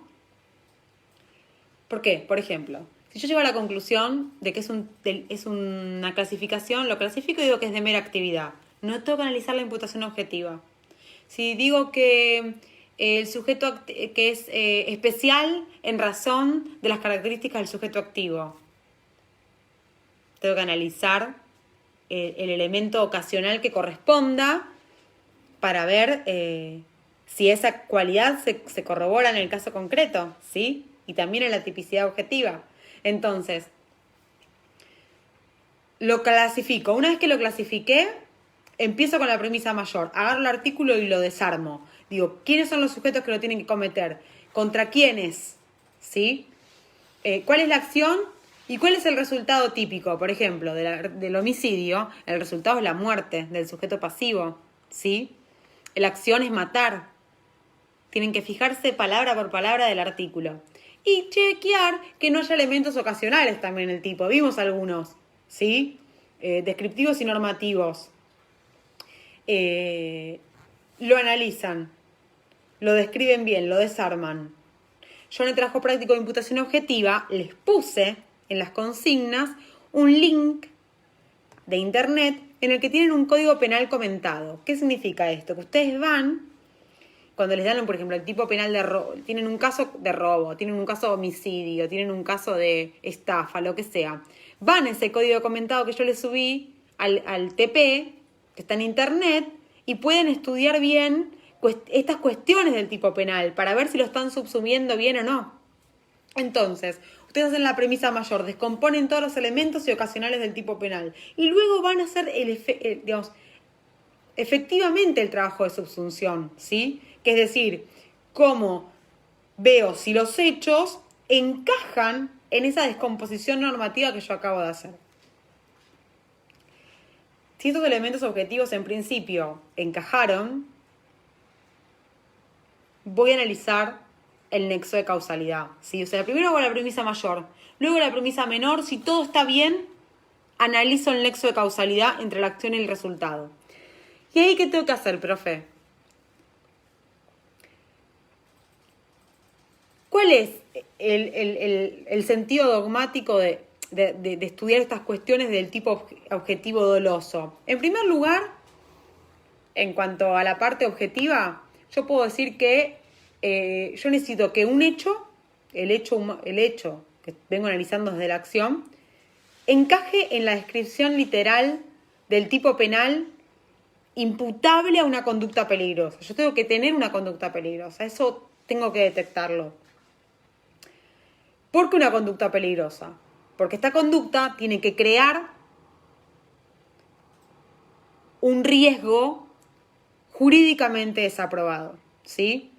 Lo puede crear a ese riesgo si yo le disparo a un amigo, con un arma. Estoy creando un riesgo gigante. Es una conducta peligrosa. Estoy creando un riesgo jurídicamente desaprobado. ¿Por qué? Porque jurídicamente no tengo permitido matar. ¿Ok? Si yo no creo ese riesgo, puedo incrementarlo. ¿Sí? Por ejemplo, el tránsito vial es un riesgo, andar en auto. Puedo pisar a un montón de gente. El riesgo está creado por el tránsito. No lo estoy creando yo. Yo lo puedo elevar, puedo incrementar ese riesgo si tengo una conducción vehicular negligente, por ejemplo. Soy imprudente, paso los semáforos en rojo. Estoy incrementando el riesgo. ¿Sí? Y en los tipos penales que me exigen un resultado separado, ¿sí? de esta acción peligrosa, esta conducta peligrosa, se supone que existe una relación que tengo que determinar una relación de imputación entre este resultado y la conducta peligrosa que yo acabo de determinar. Es decir, un nexo de causalidad. Los problemas de causalidad fueron ampliamente trabajados en la dogmática. Hay un montón de problemas de causalidad. Por ejemplo, hasta llegar a la actual teoría de la imputación objetiva, que es como ustedes tienen que resolver los casos, es decir, ustedes van a analizar ese nexo de causalidad, ese último elemento, de acuerdo a la teoría de la imputación objetiva, pero previo a ello hubieron un montón de ensayos, ¿sí? Por ejemplo, la causalidad hipotética, la causalidad acumulativa, la condición ajustada a las leyes de la naturaleza, la causalidad adecuada, hasta el que se arriba a la teoría de la condición o de la equivalencia de las condiciones, que la van a encontrar en los manuales como conditio sine qua non en latín. ¿Qué era lo que pretendía hacer la teoría de la equivalencia de las condiciones? Lo que decía es, si todo se mantiene igual, yo tengo un resultado y una acción. Yo quiero saber si esta acción es la que efectivamente causó este resultado. O dicho de otras palabras, si este resultado responde a la aparición de esta acción. Si todas las demás informaciones del caso se mantienen igual, yo tengo una acción y un resultado. Yo suprimo esta acción mentalmente, es una supresión hipotética. Hago de cuenta que esa acción no ocurrió. Y el resultado también desaparece, entonces esta acción es causa. Porque si esta acción no hubiese sido causa y la causa era otra, el resultado permanecía. ¿Qué significa esto? En otras palabras, lo que intenta la teoría de la equivalencia de las condiciones es saber, es un primer filtro rápido para ver si desaparece la acción y el resultado persiste, significa que este resultado es causado por otra acción que yo me estoy perdiendo del análisis. En cambio, si la acción la saco y el resultado desaparece, es que hay una relación intrínseca, necesaria, inevitable entre este resultado y la acción, ¿sí? Pero ¿qué pasa? Tenía muchos problemas la teoría de la equivalencia de las condiciones, también como todas las demás, y por eso es dejada de lado y es reemplazada por la teoría de la imputación objetiva. Supongamos que les doy un ejemplo. Supongamos que hoy yo me cruzo y mato al vecino. Mi vecino debe estar asustado porque de tantas clases que doy, que digo que mato gente, debe pensar que esto sucede, en realidad debe estar muy asustado. Supongamos que yo ahora me cruzo y mato a mi vecino, ¿sí? Teoría de la equivalencia de las condiciones, ¿sí?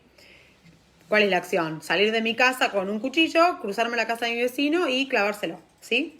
Acción, acuchillar, resultado, muerte del vecino, ¿sí?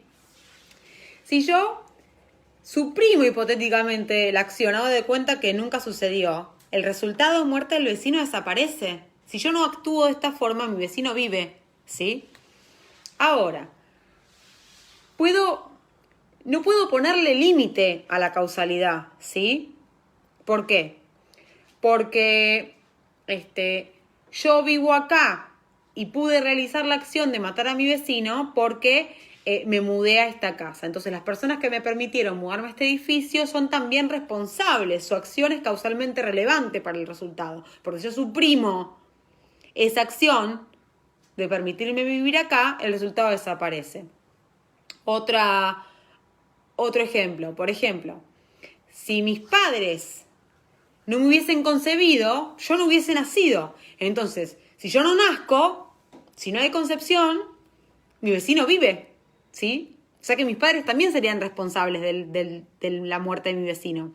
Es más, hay ejemplos en los libros que dicen, el carpintero que confeccionó la cama en la que los padres me concibieron, también es responsable, porque yo suprimo la confección de la cama, mis padres no me conciben, entonces yo no nazco, entonces no mato a mi vecino. Se dan cuenta que nos lleva al absurdo la teoría de la equivalencia de las condiciones, porque nos permite imputar causalmente cualquier tipo de acción, aunque sepamos que no es penalmente relevante para el resultado de muerte del vecino. ¿Me siguen hasta acá?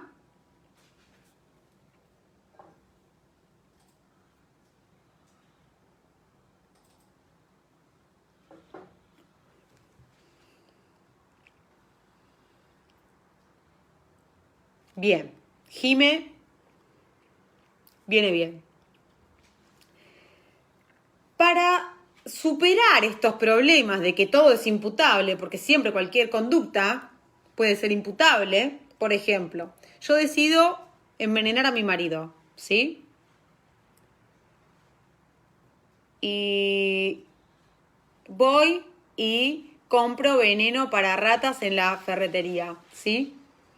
Si yo suprimo hacerle un té con veneno para ratas, el resultado muerte desaparece. Ahora, si yo suprimo venta del veneno, que el ferretero no tiene por qué saber que yo voy a envenenar a una persona. Si dice veneno para ratas, capaz que tengo ratas en mi casa.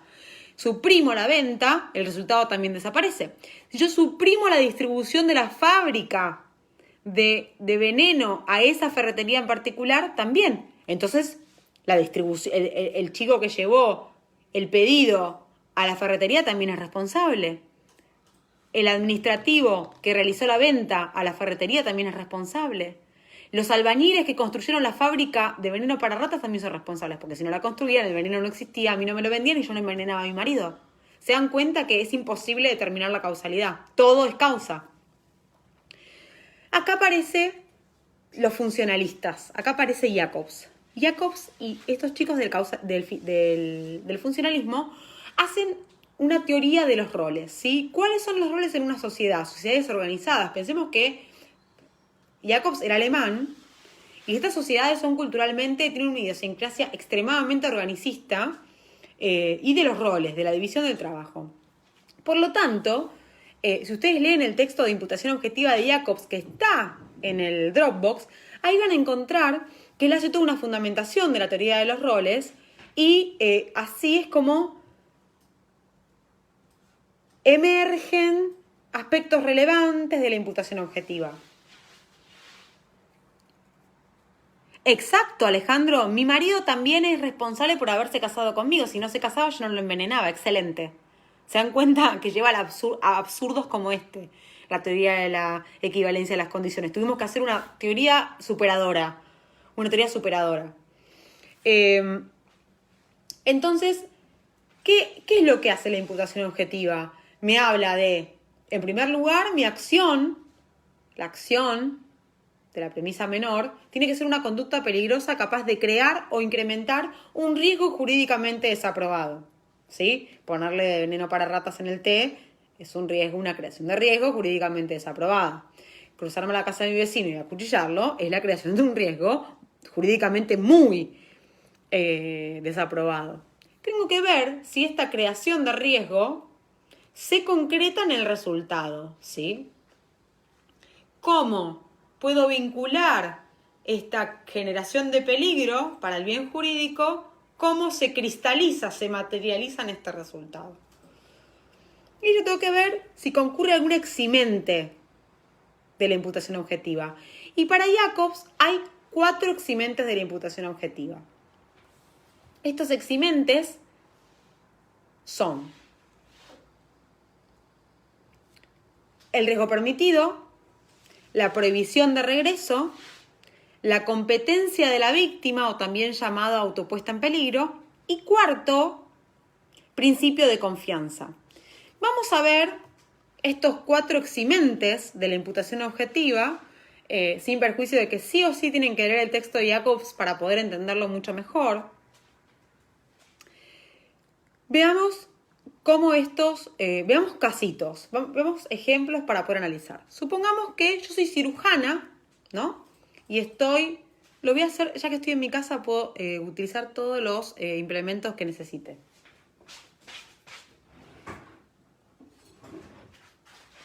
Supongamos que soy cirujana y que tengo que operar a un paciente, ¿no?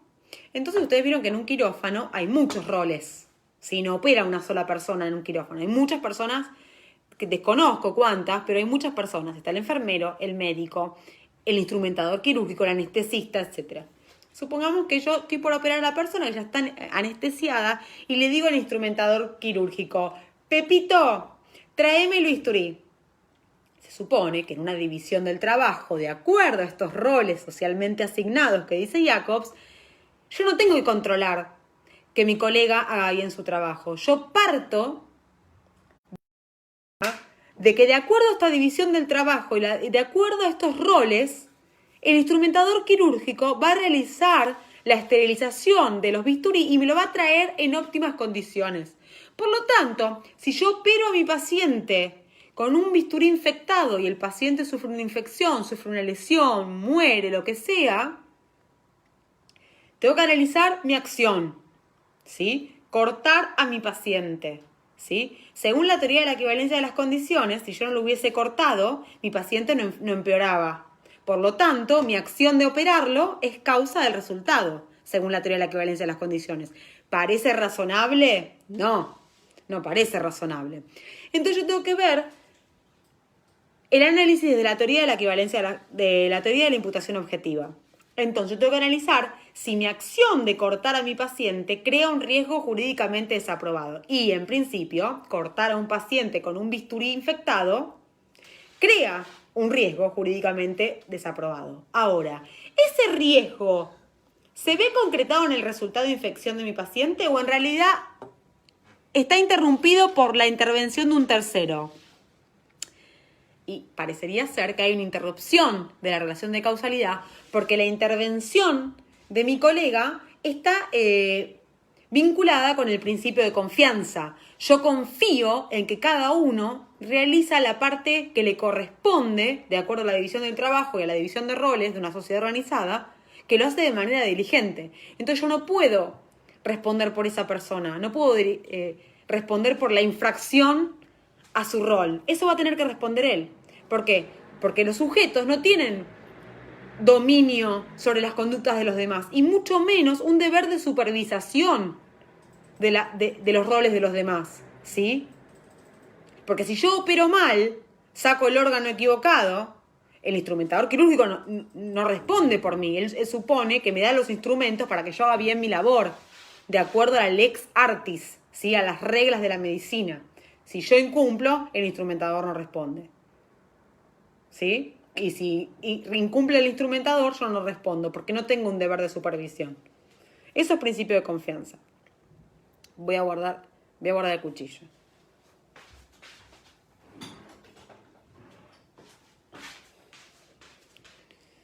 Bueno, por lo menos se divirtieron con el ejemplo del cuchillo. Un bisturí medio raro. No tengo bisturíes en mi casa, así que tuve que hacerlo con lo que tenía a mano. ¿Otro eximente? ¿Tienen que darse todos los eximentes? No, uno solo, con que cualquiera de ellos interrumpa, como nos viene pasando siempre. Una exclusión de la acción, una causal, no hace falta que estén todas. Con que haya un eximente, una interrupción dentro de la relación de causalidad es suficiente para decir que no se puede imputar objetivamente el resultado a la acción que estoy analizando. Ya vimos principio de confianza, veamos competencia de la víctima. Supongamos que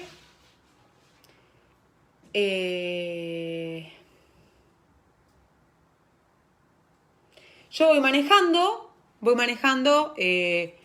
correctamente por la autopista, a la velocidad indicada, cinturón de seguridad, señalización, todo bien, de manera prudente, hiperconcentrada, y de repente atropello a un empleado de la autopista que estaba realizando una reparación, digamos, adentro del carril, o sea, no en la banquina, dentro del carril, sin demarcación del área, sin conos, sin iluminación, sin ninguna señalización que me ponga sobre aviso, sin la vestimenta con ese reflex. Vieron que si uno lo alumbra refleja y uno puede ver, que también lo tienen, por ejemplo, el personal que recolecta los residuos, las personas que realizan, que son famosamente conocidos como los cartoneros, tienen también esos uniformes para evitar que cualquier persona que va manejando accidentalmente los embista. Supongamos que este trabajador de la empresa de Autopistas del Sol o lo que sea está ahí a la buena de Dios porque le dio fiaca ponerse el uniforme, dijo, no, yo no pongo los conitos, no voy a poner las lucecitas, nada, arreglo esto en un minuto y me voy. Yo que vengo manejando diligentemente, no me espero que en el medio de la autopista, en el carril, haya un cristiano ahí sin ningún tipo de protección o de medida de seguridad. Si ahí yo estoy creando un riesgo jurídicamente desaprobado porque la conducción del auto es una actividad peligrosa, si es una conducta peligrosa, esa conducta peligrosa no se ve concretada en el resultado, porque hay una interrupción causal que la da la autopuesta en peligro de la víctima. El resultado acaece solamente o principalmente, objetivamente, por la competencia de la víctima.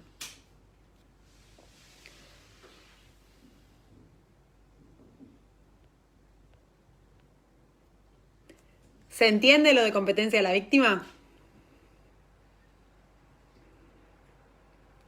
Ya pusieron cuchillos en el chat. Ya perdimos la seriedad. Bueno. Segundo eximente de la imputación objetiva.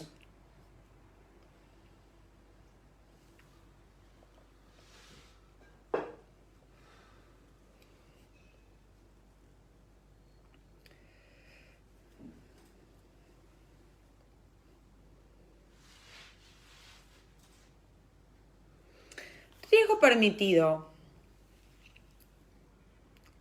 supongamos que un camión de una ambulancia o un camión de bomberos va a alta velocidad por una avenida porque tiene que ir a salvar a una persona o a apagar un incendio, ¿no? Nosotros sabemos que si bien el tránsito, la conducción vehicular es una actividad riesgosa, que ya lo estuvimos explicando, que Jacobs lo explica con mucha claridad, es una actividad riesgosa, pero que nosotros accedemos porque las prestaciones que nos da estadísticamente son más altas. O sea, la agilidad vehicular de transporte es eminentemente mayor, el beneficio, ¿sí?, que el costo de algunos accidentes que sucedan. En este caso les dimos razonamiento. Yo salvo muchas más vidas y apago muchos más incendios, permitiendo infracciones de tránsito, ambulancias y a camiones de bomberos, en relación con los casos aislados de que una ambulancia choca a otro auto, que lo que sea, ¿sí? Son riesgos permitidos. Y que se hacen básicamente para que la sociedad no se paralice. Jacobs lo explica así, ¿no? Para que la sociedad funcione. Y por último, la prohibición de regreso lo que hace es que no me puedan imputar objetivamente un resultado a pesar de mi intervención, de mi aporte a esa creación de riesgo, si es que yo me comporté en todo momento por dentro, digamos, en el marco de mi rol, si yo actué conforme a mi rol en la sociedad. Por ejemplo, supongamos que yo manejo un Uber o un taxi y me piden el servicio, voy, se suben 3 personas al auto y me dicen, bueno, que necesitamos que nos lleves a el centro de Lanús, a la sucursal del Banco Provincia de tal y tal calle, ¿no? Y yo los llevo, voy, esperanos acá. Los tipos entran al banco, salen, se suben y me dicen, bueno, dale, vámonos rápido porque nos acabamos de robar todas las cajas, así que llévanos para Bernal ya y no digas nada. Y yo voy con el auto, lo llevo a Bernal y se bajan ahí. ¿Yo aumenté el riesgo jurídicamente desaprobado? La creación no. ¿Cuál es el bien jurídico? La propiedad del banco, ¿sí?, que está vulnerada por la acción del robo de estos 3 delincuentes. Mi acción de conducir, de ser el chofer, ¿no?, ¿incrementa el riesgo para ese bien jurídico? Y sí, obviamente que tengo una intervención relevante. Ahora, ¿ese riesgo se ve concretado en el resultado o en realidad existe la interrupción causal, la interrupción de la imputación por uno de estos eximentes? La prohibición de regreso lo que dice es que si yo actué dentro del marco de mi rol social, si actué dentro de mi función, no me pueden exigir imputar otro resultado. ¿Por qué? Porque mi función no es ser policía, ¿sí?, evitar el delito, prevenir los ilícitos. Yo soy una simple conductora de taxis, ¿sí?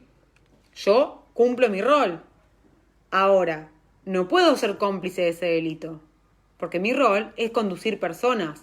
Es como imputar al ferretero que me vende el veneno. Yo soy ferretero, yo te vendo esto. Mi rol es venderte el veneno. Ahora, si yo me entero como ferretero o me entero como taxista que están cometiendo un delito, si bien no tengo la obligación, porque no, digamos, máxima del derecho penal. El derecho no nos puede exigir acciones heroicas, no nos puede exigir que seamos héroes. Somos simples ciudadanos que tenemos un rol específico.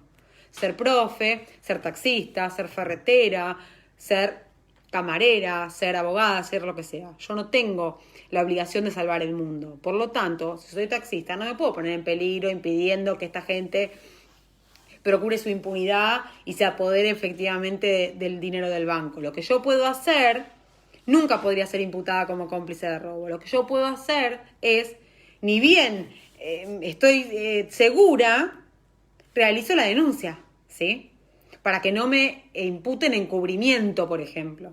Pero nunca podría ser cómplice porque en realidad yo actué dentro de mi rol, ¿sí?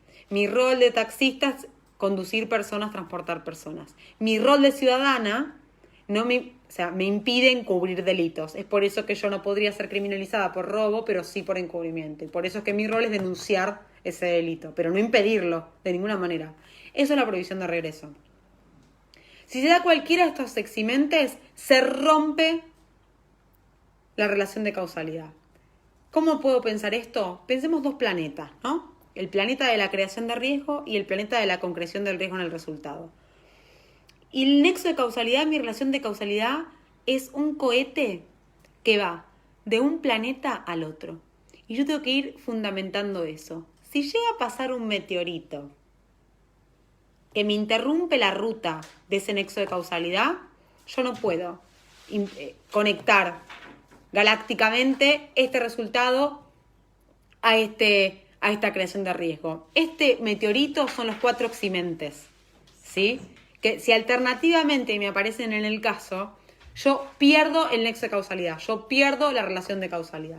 Y como es un elemento imprescindible para hablar de tipicidad objetiva, yo solo puedo afirmar la existencia de la tipicidad objetiva para pasar a analizar la tipicidad subjetiva si tengo la imputación objetiva. Por lo tanto, recapitulamos todo, así vamos concluyendo. Acción. Primer estrato de la teoría del delito. Analizo la acción, analizo si hay una conducta humana que se exterioriza, que genera un cambio en el mundo exterior,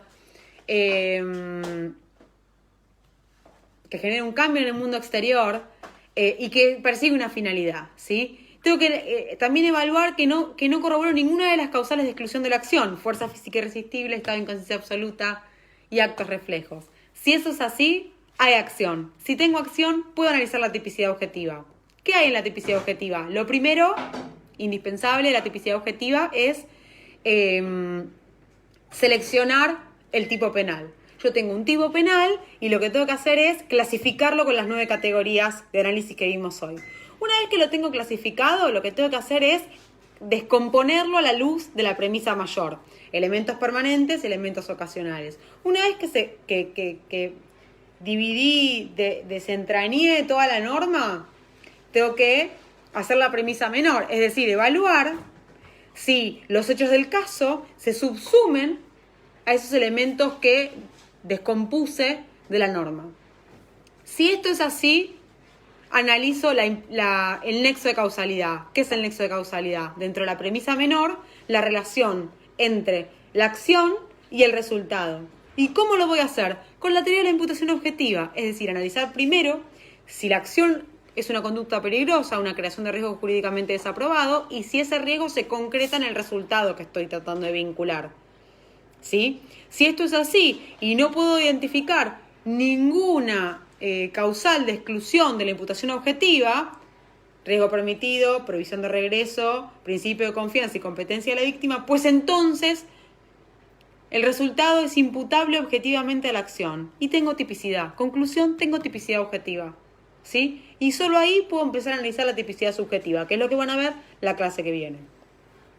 Así que eso sería todos los temas de la clase de hoy. Es un montón. Vean esta clase varias veces, repasen los textos. Fíjense si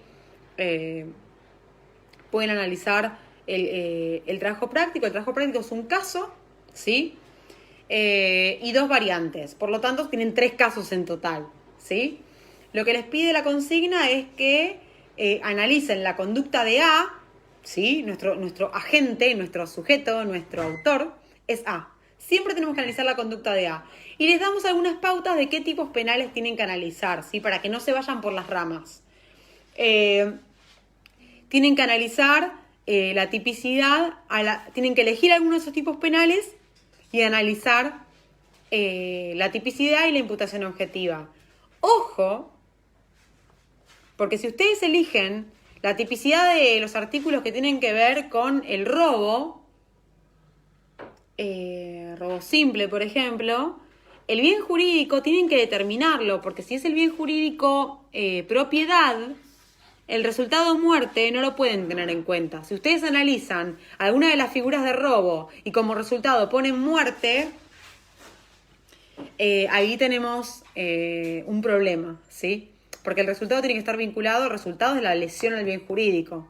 Y el bien jurídico tutelado detrás de las figuras de robo es la propiedad, ¿sí? Propiedad, vida, integridad física son bienes jurídicos diferentes. Así que analicen los casos, lean el Código Penal comentado en los artículos pertinentes a los tipos penales que estamos analizando para poder entender de qué estamos hablando. Los tipos penales de robos tienen elementos ocasionales para que ustedes detecten. La idea de este ejercicio es que lo ensayen, lo practiquen, se equivoquen, lo hagan bien, se vuelvan a equivocar y así ejercitar hasta que sean expertos en derecho penal. Así que les doy un minuto por si tienen preguntas o consultas respecto de lo que vimos hoy, ya a manera de conclusión.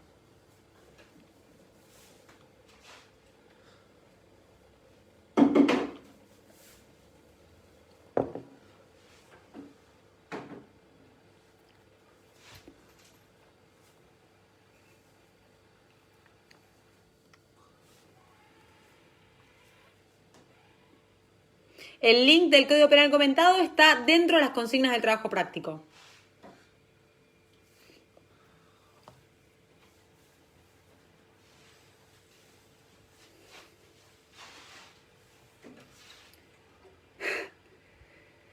Matías, puedo empezar otra vez, pero es más barato si miras el video de nuevo.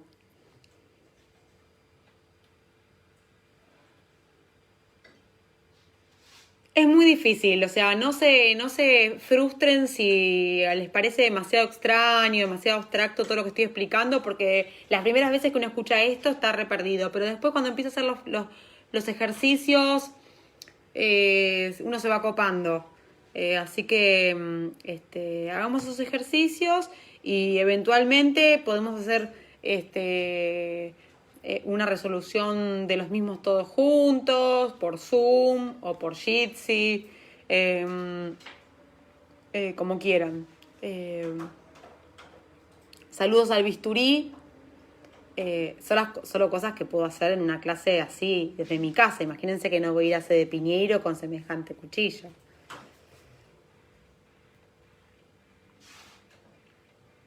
Competencia de la víctima, Nahuel, era lo del cuchillo. En esta división de roles, división social del trabajo, cada uno tiene un rol asignado, una tarea, una función específica. En el principio de confianza, yo confío que mi compañero va a realizar su conducta ajustada a las reglas del rol que le compete, ¿sí? Yo tengo una expectativa de cumplimiento del otro de su rol. Yo confío en que el otro lo va a hacer bien. Por lo tanto, si yo fallo porque el otro lo hizo mal, yo no puedo responder. Por ejemplo, se da mucho en medicina esto. Yo le digo yo soy la médica y le digo al enfermero, le tiene que dar a este paciente una inyección cada 6 horas de X medicación. Se supone que yo como médica ya evalué si mi paciente es alérgico o no a esa medicación. El enfermero solamente le aplica la droga. Él no tiene que revisar a ver si le hice el estudio para alergia o si se lo pregunté o no. Él cumple la parte de su rol, confiando en que yo realicé diligentemente la parte que me compete. ¿Sí? Nahuel, ¿está bien ahora? Van a ver que con los ejemplos, con los casos y eso lo van a recontra visualizar. Y si leen los manuales tienen muchos ejemplos de estas cosas. Como para terminar de asegurarnos.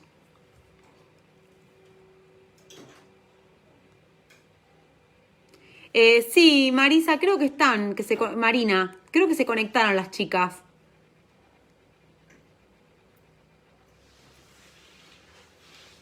Si un caso que se presenta, como dijo, un delito a la propiedad que termina en muerte, lo analizamos en base al delito contra la vida y no la propiedad. Como quieran, es una decisión de ustedes. Pueden analizarlos como homicidio o pueden analizarlo como robo. Elijan el tipo penal que quieren analizar y lo desarrollan. ¿Quieren analizar las dos? Analicen los dos. Pero bueno, lo ideal es que elijan uno y que expliquen por qué, lo clasifiquen, todo.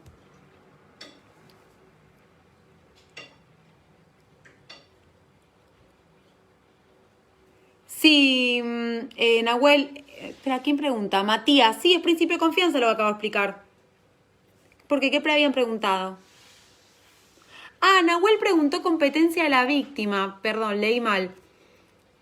Competencia de la víctima es cuando el resultado se produce no por la conducta peligrosa del sujeto, sino del autor, sino por una conducta imprudente de la propia víctima. La víctima se coloca en una situación de peligro. La conducta peligrosa es mayormente, tiene entidad mayor en la víctima que en el autor del delito, ¿sí? Hay una autopuesta en peligro. El aumento del riesgo que se concreta en el resultado pertenece a la víctima, se autopone en peligro, ¿sí? Tienen que analizar todo desde el principio, la acción, la tipicidad y la imputación objetiva. El trabajo práctico es hasta el tema que vieron, imputación objetiva. Igual les puse ahí, analicen acción, tipicidad e imputación objetiva. Tienen que analizar todo. No se metan con tipicidad subjetiva, dolo, antijuridicidad, culpabilidad. Temas que no vimos, no pierdan tiempo en eso, porque les hace matete. Evitemos matete.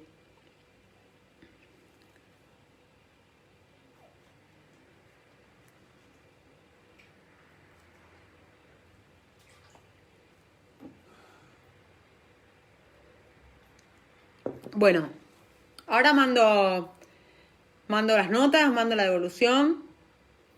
Y si no hay más inquietudes, acuérdense que hoy trabajo práctico de acción, martes que viene trabajo práctico número 5 de imputación objetiva. Si hay dudas, grupito de WhatsApp en la semana, vamos viendo, las ayudantas ahí están con todo. Así que estamos en contacto, ¿sí? Les mando un beso grande. Buenas noches.